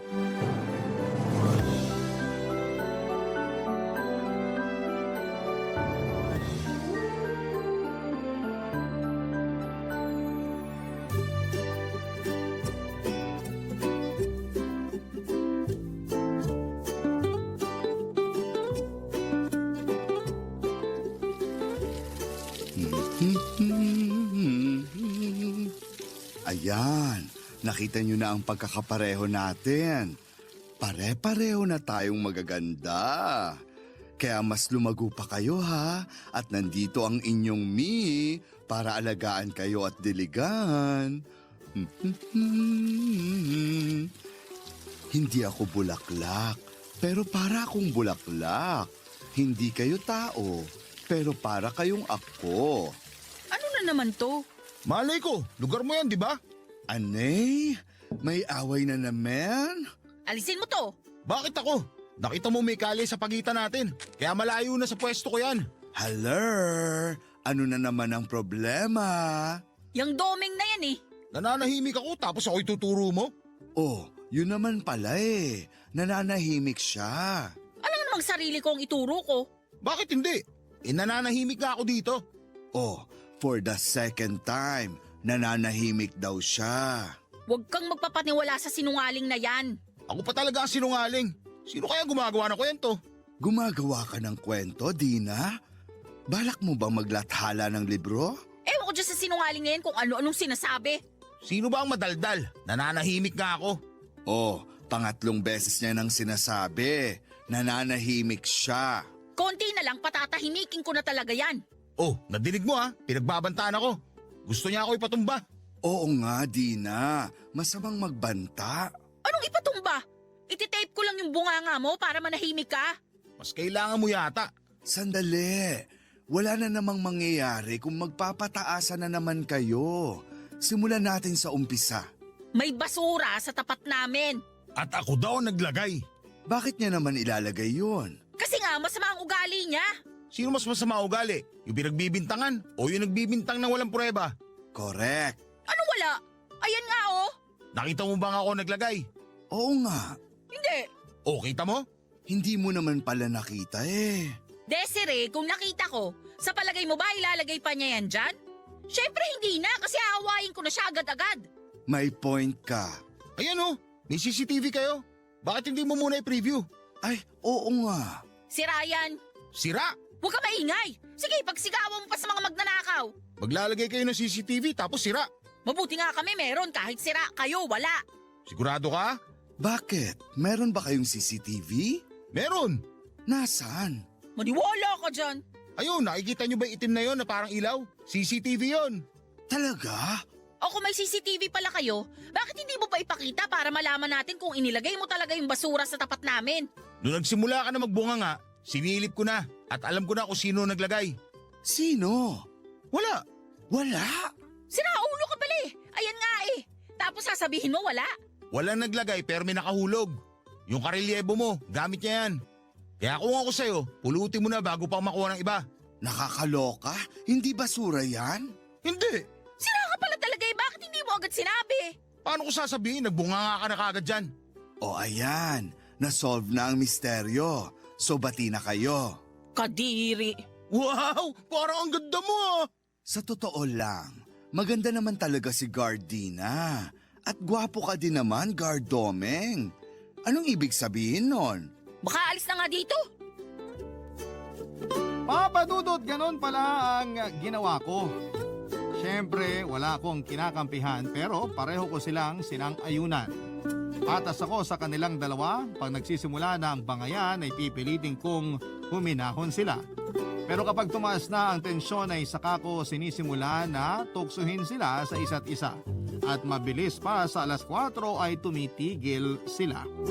Sa totoo lang, maski ako ay nagtataka sa away nung dalawa. Parang ang dating sa akin ay magkakilala na sila nung unang buhay nila. Tapos ay magkaaway na sila noon pa. Feeling ko lang naman po yun, Papa Dudut, kasi kasimple-simpleng bagay na madadaan naman sa tanungan sinisimula na kaagad sa galit. Yung mga karelyebo nila sa gabi ay maayos naman. May mga pagkakataon na naglalabas kami ng mesa na ipopwesto namin sa gitna ng kalsada na tapat na mga bahay na binabantayan namin, tapos ay nagkakape kami. Magkwekwentuhan hanggang sa antukin ako. Take note, Papa Dudut, nagkape kami pero inaantok ako. Pero ang point ko lang ay napaka-harmonious ng samahan ng night shift na guards na sina Ferdy at Ana. Bale, babae rin po ang karelyebo ni Dina, si Ana. Mas gusto kasi ng mga amo nila na babae ang bantay nila, mas kampante raw sila. Babalik naman tayo, Papa Dudut, sa kung gaano ka-harmonious ang turingan ni na Ferdy at Ana. Sa mga pagkakataon na magbabanyo ang isa sa kanila ay binibigyan nila ng pabor ang isa't isa. Nagbabantayan sila ng pwesto. Nakabantay ang isa habang nagbabanyo yung isa, gano'n ang gabi sa block namin. Pero iba na ang usapan kapag umaga. Kaya naisip ko na bakit hindi ko gawin yon sa umaga. Maglabas ako sa gitna ng mesa at imbes na magkape ay kakain kami, Papa Dudut.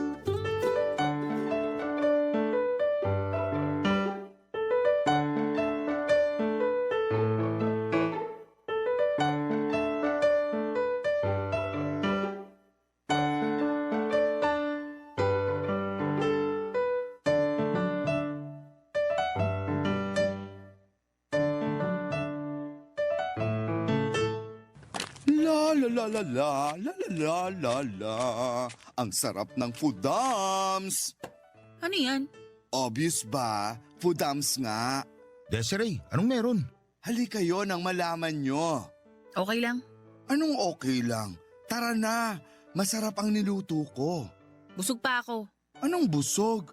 Mag-aalas 12 na, tanghalian na. Domeng, tara na. Sige, salamat na lang. Anong salamat na lang? Madami akong niluto. Oo nga eh, pero okay lang ako. Ano to? Ako lang ang kakain ng hinanda ko. Birthday ko tapos ayaw niyo akong samahan. Birthday mo ba? Happy birthday! Hindi lang pagbati ang kailangan ko. Kasalo. Wala kasi magbabantay dito eh. Paanong wala? Pag kumakain naman kayo, iniiwan niyo yung poste niyo. Isinasara at kumakain kayo. Pero sa loob naman ako kumakain. Anong diferensya kung nasa loob o nasa labas? Ang importante, kita nyo pa rin at hindi iniiwan ang mga binabantayan nyo. Isasara nyo naman ang mga pinto eh. Mahirap na kasi. Sige, kung ganyan ang gusto nyo, bahala kayo. Kung ito na ang huling birthday ko, babaunin ko ang sakit ng nararamdaman ko ngayon. Uy, huwag ka namang magsalita ng ganyan, Desiree. Bakit ayaw nyong lumabas? Bakit ayaw nyo akong saluhan? Dahil ba ayaw nyong umalis dyan? O ayaw nyong maglapit? Isa yun sa dahilan. Baka naman pwedeng kalimutan nyo na muna ang alitan Birthday ko naman, oh. Lalamig na tong mga niluto ko. Pero kung ayaw nyo, hayaan nyo na lang ako mamatay. Uy, ano ba naman? Lalabas na ako. Sandali, sasara ko lang yung gate. Ayan, buo na ang birthday ko. Maupo kayo. Sakto to, magpalit kayo ng pwesto para ikaw, Dina, nakaharap sa bahay na binabantayan mo. At ikaw, Domeng, nakaharap naman sa inyo. O dissolve. Ang dami naman ito. Marami talaga akong niluto. Kasi syempre, pinakain ko ang mga kasama ko sa bahay. Nagpadala na rin ako sa mga kasambahay sa inyo. Yun ba yung bitbit ni Kokoy kanina? Sana doon na lang pala ako sumalo sa kanila. Sakto lang sa kanila yon.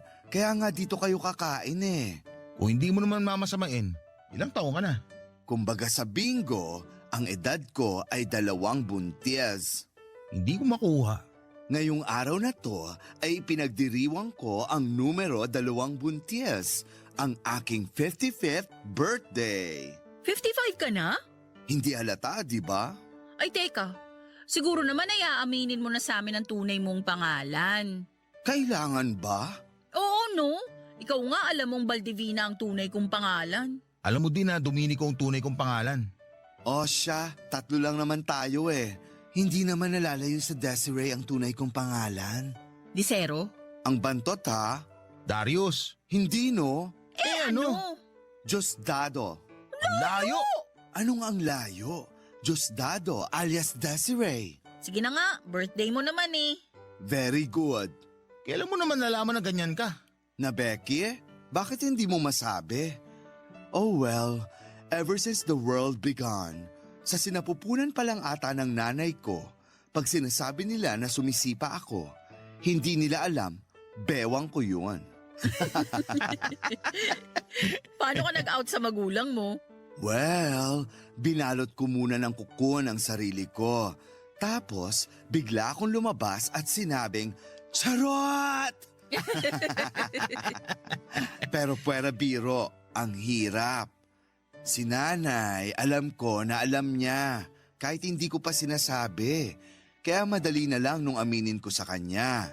Pero kay tatay ako nahihirapan. Anong ginawa mo? Una sabi ko, magpapatato ako. Tapos sabi ni tatay, ayaw niya daw sana. Kaso kung gusto ko, wala raw siyang magagawa. Tinanong ako ni tatay kung ano raw ba ang gusto kong tato. Agila daw ba? Lawin? Ahas? Ano sabi mo? Sabi ko, tay, magpapatato ako ng kilay. Papadudot sa unang pagkakataon ay napagkasundo ko ang dalawa para silang mga talk show host at ako ang guest. Ang dami nilang tanong at syempre sinagot ko ng bonggang-bongga. Totoo ang mga sinagot ko pero hinahaluan ko ng joke para magaan naman ang usapan. Sa lakas at dami ng tawanan namin ay ramdam na ramdam ko na napakagaan ng kwentuhan. Walang tensyon at lalong walang girian. Matatawag kong success ang mission ko at successful ang masayang birthday celebration ko.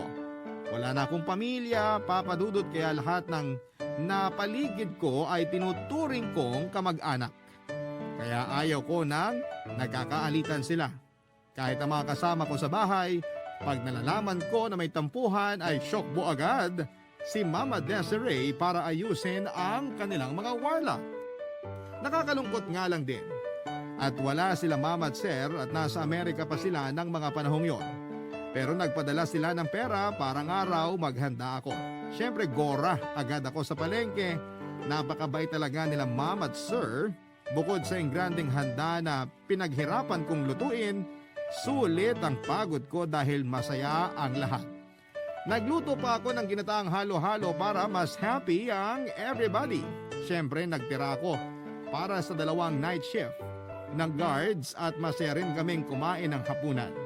Pero ang highlight talaga ng birthday ko ay yung pagkakasundo ni Dina at Domeng. Natulog ako ng masaya at nagising ng masaya. Siyempre sa umaga ay chika ko kaagad ang mga nagagandahan kong bulaklak. Masaya ang usapan namin ng mga bulaklak ko nang may biglang umalingaw-ngaw sa block number 15. Barangay Love Stories. Barangay Love Stories. Papa Dudut, Truth Salad, ang hinala ninyong lahat. Nag-away na naman sina Dina at Doming. Agad kong nilapitan at hindi ko muna inalamang dahilan ng alitan. Tinanong ko muna kung bakit nag-aaway na naman sila. Samantalang ang saya-saya na namin nung tanghali the day before. Inamin nila na nagtinginan pala sila at nagkasundo sa pamagitan ng senyasan na magsi-ceasefire muna sila para lang sa birthday ko. Muntik akong mahilo sa mga nalaman ko. Wala na akong maisip na panakot sa kanila kasi tapos na nga ang birthday ko. Hindi ko na sila makokonsensya. Napakababaw na naman ang pinagmula ng alitan ng dalawa.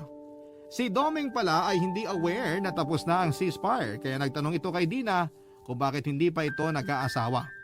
Isang topic pala yon na kinakasuklaman ni Dina dahil ilang beses siyang natatanong at kinukulit sa mga reunion ng pamilya tungkol sa topic na yon. Kaya ayon, biglang uminit ang ulo ni Dina at nabungangaan agad si Doming. Dahil nga sa galit ay walang preno na ang bunganga ni Dina kaya ang dami na namang masasakit na salitang nasabi kay Doming na siyempre kinagalit din noong tao. Nagpatuloy nga ang gyera, hirap na hirap akong umawat at walang nagpapatalo. Kaya ang ginawa ko, kay Dina na ako nag-concentrate. Binilungan ko na lamang siya at sinabihang mag-usap kami ng masinsinan. May respeto pa rin sa akin si Dina kasi nakinig siya. At nag-usap kami sa tapat ng bahay na binabantayan niya, Papa Dudut.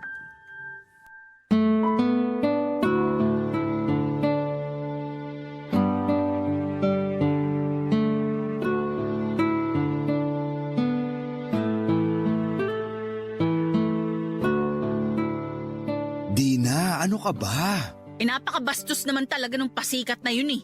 Bakit ka ba nagagalit? Ayoko nung tanong na yun. Palagi ako natatanong sa mga reunion ng tanong na yun at naaasar ako.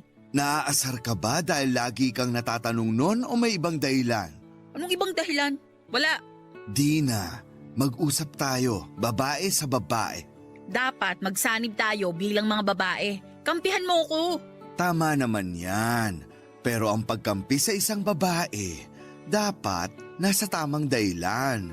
Hindi pwedeng kampihan ng mali. Wala akong mali. Hindi ko sinasabing mali ka. Pero kailangan ko munang malaman kung ano ang dahilan. Saka ako magdedesisyon kung tama nga na magkampihan tayo. Huwag na lang. Kalimutan na lang natin. Hindi pwedeng ganyan. Kaya siguro ang bigat-bigat ng loob mo.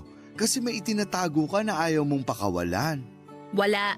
Dina, yes, birthday ko kahapon. Pero hindi ako pinanganak kahapon. Kalimutan na lang natin. Iba pa ba ako sa'yo? Hindi. Oh, bakit parang wala kang tiwala sa akin? Hindi naman sa ganun. Isipin mo magkapatid tayo. Teka, masyadong malayo ang agwat ng edad natin. Isipin mo na lang mag-ina tayo. O ngayon, sabihin mo sa akin ang lahat bilang nanay mo. Nahihiya ako. Sa akin talaga? Di na ako to oh. Desiree, Nakikinig ako. may naging boyfriend ako noon. Kaso nagkahiwalay kami. Yun lang, dinamdam mo na. Natural lang naman ang hindi nagkatuluyan. Nabuntis niya ako. Yun lang. Ay teka, nasan ang anak nyo? Nawala din siya. Nakunan ako nun. Yun ang naging dahilan kaya niya ako hiniwalayan. Dahil nakunan ka. Kasalanan ko daw kung bakit nawala ang anak namin. Huwag mong sisihin ang sarili mo. Kilala kita. Alam kong iingatan mo ang anak mo. Kaso hindi siya ganun mag-isip. Kung ano-anong ibinintang niya sa akin, sobra-sobra yung paninisi niya sa akin. Sorry, pero wala kang kasalanan. Kaya huwag mo din sisihin ang sarili mo. Kapag naaalala ko, naiisip ko na kasalanan ko nga yata. Pabaya nga yata ako. Ginawa mo ba? Nagpabaya ka ba? Di ko alam. Pwes hindi. Hindi ka pabaya at hindi mo kasalanan. Kalimutan mo na ang lalaking yun. Hindi ko nga alam kung bakit ganun ang nararamdaman ko. Sa tuwing maiisip ko siya, sinisisi ko ang sarili ko. At kasabay nun, nagagalit ako sa kanya kaya nagagalit din ako sa mga lalaki. Sa lahat ng lalaki? Oo, Buti pala talaga babae ako. Anyway, hindi lahat ng lalaki gaya nung lalaking yon. Tanggalin mo na siya sa isip mo. Hindi ko magawa eh. Bakit? Kahawig ni Doming yung sinasabi ko. So, bukod tanging kay Doming ka lang galit. Hindi. Basta na lang pumapasok ang galit ko kapag may nakita ako na halos pareho niya. Ugali, pagsasalita, itsura, pagkilos at kung ano-ano pa. Baka naman psychological lang. Ayan, turo sa akin yan ni Sir. Baka daw nasa isip ko lang na akala ko totoo. Pero hindi naman talaga. Dapat daw paglabanan yun. Paano? Ayan si Domeng. Pag nakaharap mo, paglabanan mo ang galit mo sa kanya. Hanapin mo yung kabutihan niya. Susubukan ko. Gawin mo. Pero hindi naman siguro ganun kabilis. Simulan mo sa wala kang sasabing masama sa kanya. Sige, Promise? promise. Good. Dahil dyan, may aaminin ako. Ha? Ano? Hindi ba nangako ako na ako ang bahala sa lunch nyo? Oo, Aaminin ko na. Ininit ko lang yung kahapon. nakakainis naman to. Akala ko kung ano na. Okay lang yun. Papa Dudut, madali naman palang kausap si Dina. Kinabukasan ay gumising ako ng maaga bago ang palitan ng gwardya. Maaga pa lang ay kinausap ko na ang mga tanim kong bulaklak para ma-witness ko ang mga magaganap kung sakasakali. Nakita ko na tahimik si Dina at hindi siya nagsimula ng anumang pwedeng pagsimula ng away. Naghintay pa ako ng konti, wala talaga, tahimik lang ang peg niya. Napakasaya ko noong makita kong payapa silang dalawa ni Domeng. Isip-isip ko at least ay kahit na hindi pa sila close, ay hindi naman sila magkaaway.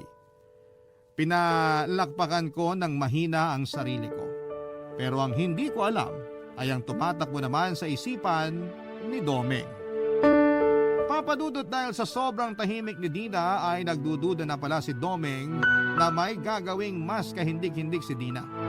Ganon daw kasi pag tahimik ang kalaban, may pinaplanong mas bonggang mga pasabog. Kaya sa gitna ng mga ngiti ko ay bigla kong nadinig si Domeng na sinabihan si Dina na hindi raw siya maluloko. Radar daw kasi agad ni Domeng na may maitim na balak si Dina sa kanya. Una ay hindi po pumapatol si Dina pero kita mo ang unti-unti niyang pamumula hanggang sa sumabog na nga siya. Ayon, gera di patani na naman ang dalawa. Maloka-loka ako sa kinakatayuan ko. Pati yata mga bulaklak na meron ako ay nagsakitan din ng ulo. Natural po ay change character na naman ako bilang referee. Inawat ko na naman ang dalawa. Ang hirap nilang awatin. Pero sa pagkakataon na yon ay si Domeng naman ang kinausap ko sa pwesto niya. Si Domeng naman ang kailangan kong makausap ng masinsinan, Papa Dudut.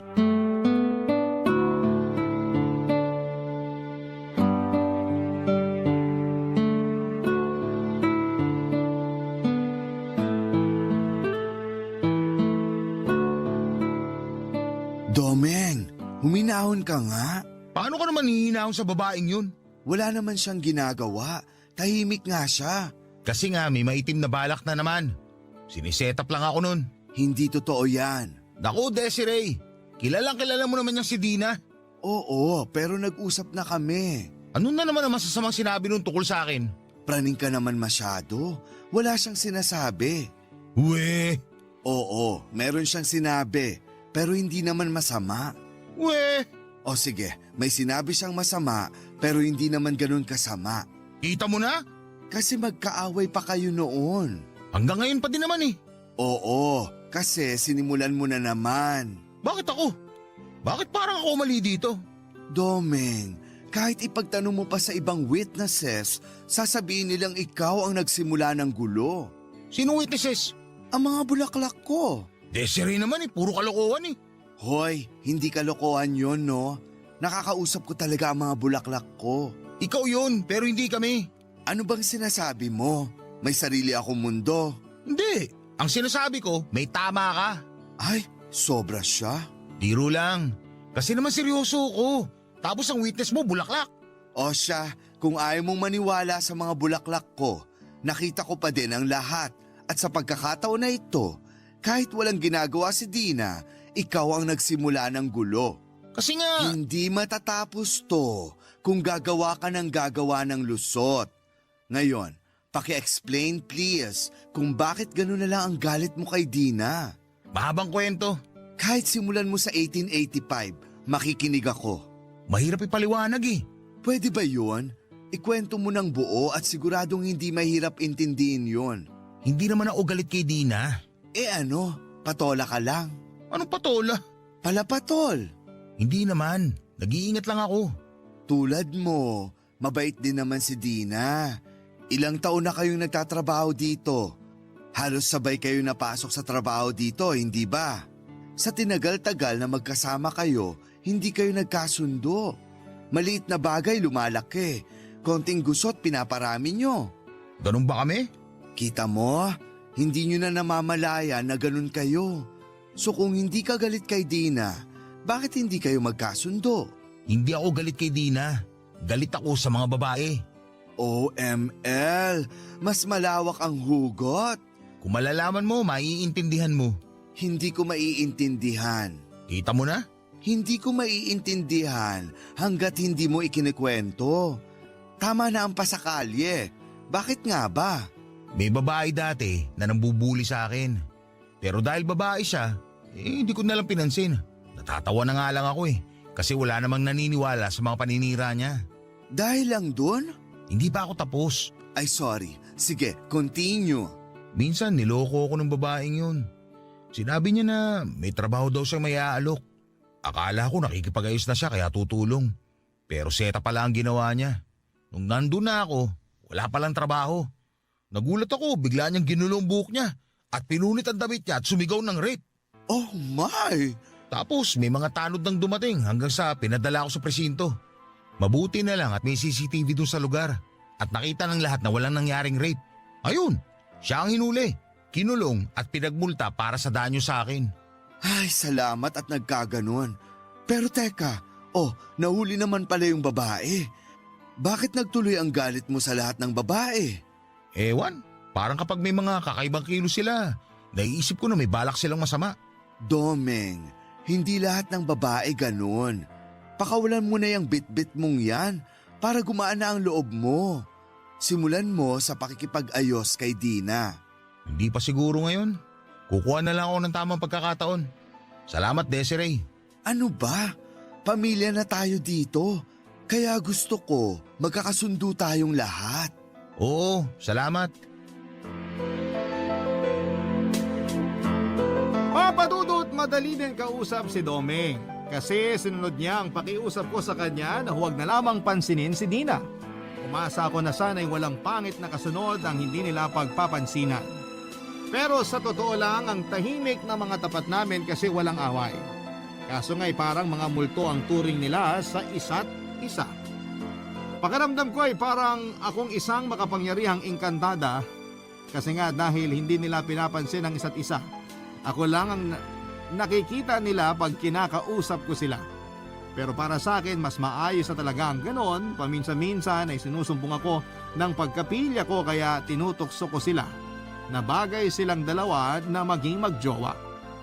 Bakit po hindi, di ba? Dalaga itong si Dina at binata naman itong si Domeng. At tuwing tinititigan ko sila ay para sa mga mata ko ay bagay talaga silang dalawa. Hindi ko alam kung anong dahilan pero yon ang tingin ko. Kapag tinutokso ko sila ay hindi sila nagkikibuan pero nakikita ko ang mga tagungiti sa mga labi nila. Para bang may konting kilig silang nararamdaman. Dahil sa mga naoobserbahan ko ay nabuo ang isang napakagandang ideya. Papadudot. Kaya naman nakapag-decide ako ng mga oras na yon na subukang maging matchmaker at ipares ko sila sa isa't isa. Yung hindi na biru-biruan, Papadudot. Yung magiging seryoso na ang pagmamatch ko sa dalawang dating magkaaway. Barangay Love Stories. Barangay Love Stories. Papadudot, kahit busy ako ay talagang nag-extra effort ako para maging malinis ang aking pinaplano. Unang plano ko ay ang mapagaan ng damdamin nila sa isa't isa. Kaya bumibili ako ng bulaklak at pasimpleng ibinibigay kay Dina. Sinabi ko na pinabibigay yon ni Domeng, hindi siya nagagalit pero hindi rin nagsasalita. Tinatanggap niya lamang. Ganon din kay Domeng, minsan ay bibili ako ng kape para ibigay sa kanya na kunwari ipinabibigay ni Dina. Ganon din, tinatanggap niya pero walang sinasabi. Ang ikalawang plano ko ay ang kuntsabahin ng mga night shift na gwardya. Para isang gabi ay mapigilan nila sandali sina Dina at Domeng na wag agad umalis sa binabantayang mga bahay.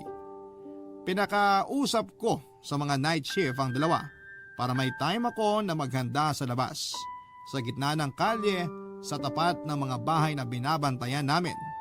Mabuti na lang at meron kami sa bahay ng kandila na di kuryente. Hinaram ko muna sa altar namin. Ibinalik ko rin naman ng maayos pagkatapos magamit. Malakas kasi ang hangin, mamamatay ang apoy pag totoong kandila ang ginamit ko. Yun nga lang ang haba ng extension na kinailangang gamitin. Pero ang ganda naman ng kinalabasan. Siyempre, ang special attraction sa ganap na yon ay ang mga luto ko. Nung i-chat ko ang mga night shift guard na handa na ang lahat ay sa kanila tinapos ang kunwaring pakikipagkwentuhan para lumabas na ng bahay sina Dina at Domeng. Papadudot ang galing ng timing kasi sabay na sabay silang lumabas ng bahay. Siyempre na-shock sila. Bukod sa nagliwanag ang ganda ko ay na-shock sila sa mesa sa gitna ng block namin. Saka ko sila tinawag. Nahiya na siguro ang dalawa kaya lumapit na lamang at kumain. Kailangan nilang kumain kasi pinaghirapan ko yon. At isa pa ay ako din ang nagsiserve. Para akong waitress ng sosyal na restaurant. Kasi naman ang ganda ng setup, may pa-candlelight pa. Ng mga oras na yon, papadudot.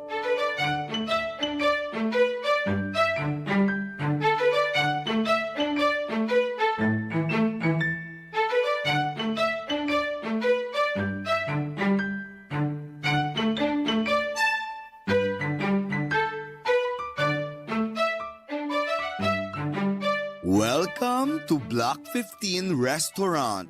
I'm Desiree and I will serve you tonight. Wow, Inglesera. Inaral kong mabuti yon mula kahapon. Please have a seat. Sandali, bakit kami uupo? Oo nga, nasan yung kadate mo? Kaloka, wala akong kadate. Huwag niyo na ngang ipaalala na sasaktan lang ako. Ay, sorry. Para kanino tong setup? Obvious ba? Para sa inyong dalawa. Sa amin? Plangak! Domeng, pakihila ang upuan ni Dina. Ha? Saan ko dadalhin? Kaloka talaga. Ibig kong sabihin, paupuin mo na si Dina. Alalahin mo ang silya. Wag na. Kaya ko naman. Shh! Ako ang server, kaya makinig kayo. Go, Domeng! Salamat. Walang anuman. Wala pong champagne, kaya white wine na lang. Naku, sandali. Bawal yan. Ano bang bawal? Tapos na ang duty nyo. Saka hindi naman tayo magpapakalasing. Kung sa bagay. O sige, pahingi.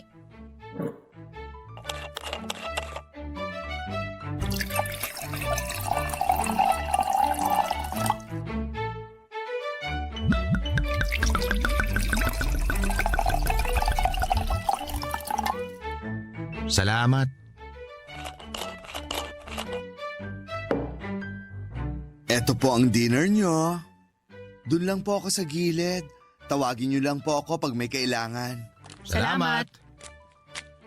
Ang ganda naman itong ginawa ni Desiree. Ngayon lang ako nakaranas ng ganito. Ako din eh. Salamat ha. Naku, wala akong alam dito. Si Desiree lang ang may gawa nito lahat. Ganun ba? Akala ko nga din may alam ka dito eh. Oh, wala akong ibang ibig sabihin ha. Akala ko lang naman. Okay lang. Pareho lang naman tayo ng akala. Kain na tayo. Gutom na ako eh. Oo nga, ako din eh. Ano ba to? Tanggalin ko na nga tong takip. Wow! May soup, may liempo, may gulay. Baka makailang rice ako ah. Ako din. Woo! Kabuhag! Si Desiree pumapalakpak pa. Oo nga eh, baka may kalapate. Salamat pala ha. Bakit ikaw ang nagpapasalamat? Dapat ako. Saan ka naman nagpapasalamat? Sa mga bulaklak na binibigay mo. Bulaklak? Oo. Sandali, Ikaw ba nagpapadala ng mga kape sa akin? Anong kape? Kung ganun, hindi ikaw nagpapadala ng kape. Teka, ibig sabihin hindi din ikaw ang nagbibigay ng bulaklak? Hindi. Bakit naman ako magpapadala ng bulaklak sa'yo? Bakit din ako magbibigay ng kape? Ano ako, nasisiraan ng ulo? Ano din ako? Nababaliw? Talaga? Ay! Ano nangyari? Kanino galing yung mga bulaklak na inaabot mo sa akin? Yung mga kape, sino bumibili? Ha? Ako? Nakakainis ka! Makauwi na nga! Uuwi na din ako. Sandali! Papadudot, pumalpak ang plano ko at pati ako ay nadamay na po sa away nung dalawa. Kasi kinabukasan ay nagbalik sila sa dati. Yung talagang dati na konting kibot, may nasasabi sila sa isa't isa. Siyempre, ang sitahan nila ay sa away lagi napupunta. Kaso tuwing referee mode na sana ako para umawa at palapit pa lamang ako, ay sinasabihan na nila akong huwag makialam sa away nila. Napapahiya ako sa sarili ko tuwing nangyayari yon. Umuwi na lamang ako sa bahay pagkatapos nila akong itaboy. Isang umaga nag-away na naman ang dalawa. As usual, itinaboy na naman nila ako at pag uwi ko sa bahay, pakaramdam ko ay wala akong makausap. Since umaga pa noon, sa gabi pa darating ang mga karelyebo nilang night shift na mga gwardya. Sakto naman na day off nung mga kasama ko sa bahay ng araw na yon, kaya umalis silang lahat at ako lamang ang naiwan sa bahay. Ayoko naman pong kausapin ang sarili ko, yung mga bulaklak ko naman ay nasa labas ng bahay. Ayoko namang lumabas ulit at kausapin ang mga bulaklak ko, makikita ko kasi sina Dina at sina Doming. Masama pa ang loob ko sa pagtataboy nila sa akin. Kaya ayoko talagang lumabas at ayoko na muna silang makita. Pero kahit nasa loob na ako ng bahay ay dinig ko pa rin ang pagtatalo nilang dalawa. Hindi nila namalayan habang nagbabangayan sila ay may dumating na 3 lalaki at pumasok sa bahay namin. Natigil lang ang away ng dalawa nang makarinig sila ng putok ng baril. Agad na pinuntahan ni Dina at Doming ang bahay namin at nilabas na nila ang mga baril nila at alerto na pumasok sa loob. Habang papasok sila ay nakasalubong nila ang 3 lalaki na tinangkang magnakaw sa loob ng bahay. Isa lang sa 3 magnanakaw ang may hawak na baril. Sina Dina at Doming naman ay may kanya-kanyang hawak na baril kaya natakot ang 3 lalaki at mabilis na sumuko. May tig-isang poses din sina Dina at Doming kaya pinosas nila sa isang poste ang 3 lalaki. Habang nakaposas ang mga ito ay tatawag ng pulis si Doming. Nagsabi naman si Dina na papasok sa bahay namin. Ilang sandali lang mula sa loob ng bahay ay narinig ni Doming ang malakas na pagsigaw ni Dina Papadudot.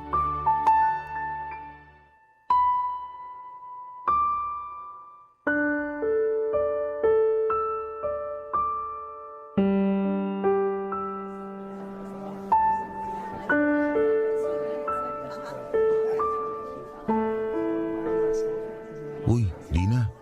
Handa ka na ba? Oo, Ngayon ko lang uli nakitang ganyang kaliwanag ang bahay nila, Desiree. oo nga.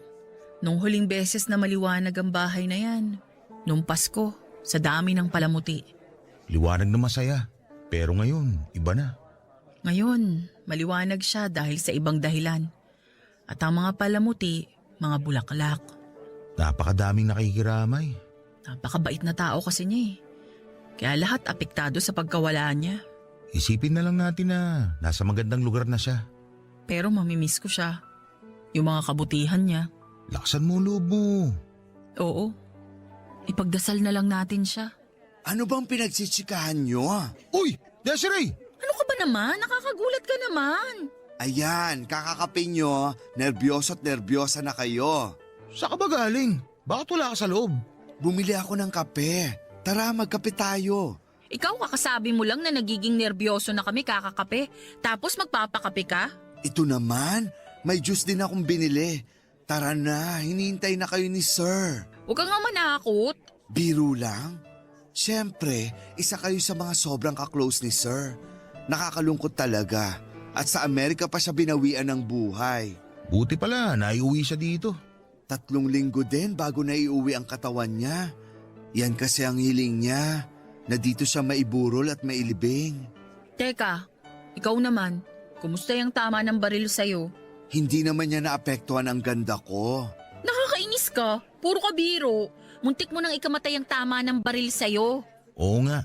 Buti na lang, hindi maluba ang tama. Kung hindi, Kundi ano, ako sana yung pinaglalamayan. Hoy! Ayokong isipin yan. alam mo, noong mahina ka pa, ayaw ko din tanungin baka makasama sa'yo. Pero ngayong medyo okay ka na, siguro pwede na mag-usisa. Bakit ka ba kasi nanlaban pa dun sa mga magnanakaw? Nakakaloka na misinterpret nila ako. Hindi naman ako manlalaban. Tatakbo sana ako papasok ng bahay para isara yung pinto. Napalakas lang ang tili ko. Kaya ayun, nagulat yung magnanakaw kaya nakalabit ang baril. Ibig mong sabihin, nagulat lang sa'yo yung magnanakaw? Mismo. Kaya nga naawa rin ako. Pero nagtangka pa rin silang magnakaw. Kaya kailangan pa rin nilang maparusahan. Oo no, bunti ka na nga. Ano? Alam mo pa Juliet yan? Wait ako machuchugi basta-basta. Masamang damo akyes. Tigilan nyo na nga yung ganyang usapan. Pero ito, walang biro. Masaya ako. Grabe ka, namatay na si sir, masaya ka pa. Luka-luka, hindi dahil doon. Eh anong dahilan? Ayan! Alin? Ayan! Ano nga? Ginit ulo, high blood. Ang sinasabi ko, kayong dalawa. Napakasaya ko at okay na kayo. Kung di pa ako muntik mamatay, hindi pa kayo magbabate. Kaya may silbi din yung pagkakabaril sa akin. Hoy, huwag ka nga magbiro ng ganyan. Muntik mo nang ikamatayan. O siya, basta yung pangako nyo sa akin ha, na hindi na kayo mag-aaway uli. Ako naman, wala na sa akin yun. Ako din naman. Oh, bakit parang galit ka? Eh kasi yung sinabi mo parang hindi ako marunong tumupad sa pangako eh. Ikaw lang nag-iisip niyan. Ano, masama akong tao? Sinabi ko ba? Nakakaloka, kakasabi ko lang. Ayun na naman, papunta na naman sa away. I-upstage nyo pa ang burol ni Sir ha. Joke lang. Sinusubukan ka lang namin. Nakakaloka kayo. Basta ha, kahit anong mangyari, ang pangako ay pangako. Oo, hindi ko nakakalimutan yun. Di na. Oo naman, pangako yun eh. O siya, tara na. At nang masilip nyo na si Sir. Papa Dudut, syempre napatunayan ko po na hindi ako yung pinaglalamayan. Kasi eto po ako at nagkukwento pa. Inatake po sa puso ang amo kong lalaki sa Amerika po siya binawian ng buhay. Inuwi po rito sa Pilipinas ang katawan niya sa kahilingan niyang sa bahay niya iburol. Ako naman po kahit may benda at iika-ika ay punong abala pa rin para asikasuhin ang mga bisita. Matanda na rin po kasi si ma'am kaya hindi na masyadong makapag-estima ng mga nakikiramay. Dahil nga po sa mabait ang mga amo ko ay nakiramay ang buong village mula Block 1 hanggang sa amin sa Block 15. Kaya pagod the Philippines ang ganda ko sa pag-aasikaso. Siyempre kilala ko bilang machika kaya pinangatawanan ko po ang aking reputasyon. Kaya sina Dina at Doming na pinakitaan ng kabutihan ni Sir ay apektado rin sa pagkawala niya. Tumulong din ang dalawa sa pag-iistima ng mga bisita. Malungkot man ang eksena ay masaya pa rin ako. Masaya ako hindi lang dahil sa hindi na nag-aaway sina Dina at Doming kundi napaka-sweet nila. Papadudot dahil sa magandang turingan ni Dina at Doming sa isa't isa noong lamay. Feeling ko ay may suot akong korona habang rumarampa. Bit-bit ang mga kape at mga chichirya. Ramdam ko po na ako ang nagwagi dahil sa pagkakaayos nilang dalawa. Hindi ko lang sila basta napagkasundo kundi napagkaisa ko pa sila. Isa lang ang nasabi ko noon, bongga! At hanggang ngayon ay bongga pa rin kasi mag-iisang taon nang magkarelasyon ang dalawa. Ang first anniversary nila ay kasabay ng babang luksa ni Sir. At ako naman, ganun pa rin. Wala pa rin love life pero okay lang. Itutuloy ko na lang ang pagiging ina sa mga kasama ko sa bahay at sa mga security guard na kapitbahay. Salamat po Papa Dudut sa ibinigay ninyong oras para maiparinig ang kwento ko sa Barangay Love Stories. Kayo talaga ang official number 1 ng inyong forever, kapuso at kabarangay, Desiree.